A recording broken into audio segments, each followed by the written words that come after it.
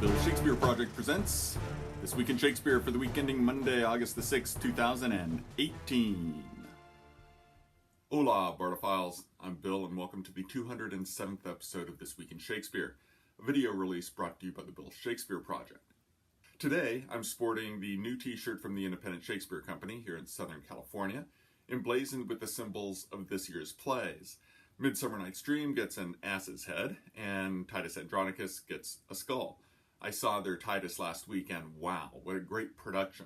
If you want to check out my review of that production or a sexy burlesque Midsummer Night's Dream, head on over to the blog. There's a link down in the description below. Now, if you have any Shakespeare t-shirts you'd like to see me wear in the future for a This Week in Shakespeare, leave a comment or send me an email at bill@thebillshakespeareproject.com and I'll get you my address. I'd love to be wearing your gear on a future video. But enough about the future, back to the present and the past. This is our weekly opportunity to let you know about the latest and greatest in Willie Shakespeare headlines, coming at you every Tuesday because Tuesday is Newsday. The goal here is to hit you with a quick blast, no more than 10 minutes tops of Bard-related news. Plus, we'll try to serve up some historical dates for what were the past 7 days of the year. So, this week's news stories included WBFO National Public Radio in Buffalo, New York ran the story on a local instance of the Shakespearean prison program, this one at Groveland Prison. It's a solid read and listen, it is radio, remember, and a wonderful program. The Morning Call reviewed All's Well That Ends Well by Pennsylvania Shakespeare Festival, saying the production of their Extreme Shakespeare program, meaning no director and a very short rehearsal period, has an enjoyably giddy feel and is roundly satisfying. The Philadelphia Inquirer also reviewed the show, running in Center Valley, Pennsylvania, saying that their breezy, extemporaneous approach turns this problem play into a light comedy. WHYY Public Media also reviewed the production, which runs through, last weekend, saying that it's playful and zippy, done the way they would have done it back then, and yep, it ends well. The Houston Press reviewed Hamlet by Houston Shakespeare Festival, which closed this past weekend in Houston, saying that it's a briskly paced affair that ultimately suffers from a lack of cohesion and vision. The San Francisco Gate reviewed Romeo and Juliet by Santa Cruz Shakespeare Festival, running in Northern California, through September the 1st, giving it a rave review and calling it superb. The New York Times reviewed the new musical version of Twelfth Night by Public Theater as part of Shakespeare in the Park this summer, giving it a positive review and saying that it creates a wonderful, sweet alternative reality that creates real magic. The Daily Beast also reviewed the production in New York Central Park, saying that it's a rousing musical rendition of the play and Shakespeare at its most open-hearted and holistic. Deadline Hollywood also reviewed the production, which runs through August 19th, raving that it is a vibrant, contemporary, and very funny musical adaptation that dazzles. Entertainment Weekly also reviewed it, giving it a B+, and saying that while the show rarely hits hilarious highs, it delights with a steady insistence and overwhelms with a tidal wave of enthusiasm.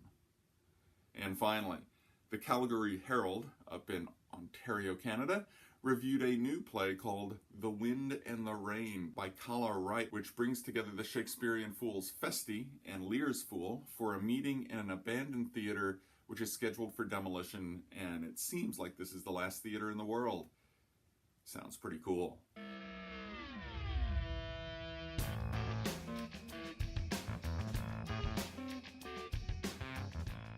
Now let's take a look back on the last 7 days and how they relate to Shakespearean history, both his and the history in his plays. July 31st is Lammas Eve, the day before Lammas Day, or August 1st. Lammas is the wheat harvest festival. The character of Juliet was born on Lammas Eve, which is symbolic of the fact that she dies before the harvest, as she died before her time. It also makes the beginning of Romeo and Juliet on or around July 14th. On August 1st, 30 BCE, Mark Antony died, following the defection of his army to Octavian a year earlier at the Battle of Actium, as well as Octavian's invasion of Egypt. He feared that Cleopatra had already committed suicide, so he stabbed himself. It was a mortal wound, And when he learned that Cleopatra still lived, according to legend, he had his followers take him to her, where he died in her arms.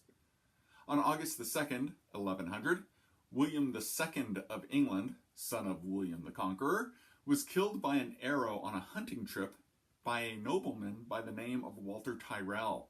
If the name sounds familiar, James Tyrrell is the man in Richard III who organized the murder of the princes in the Tower.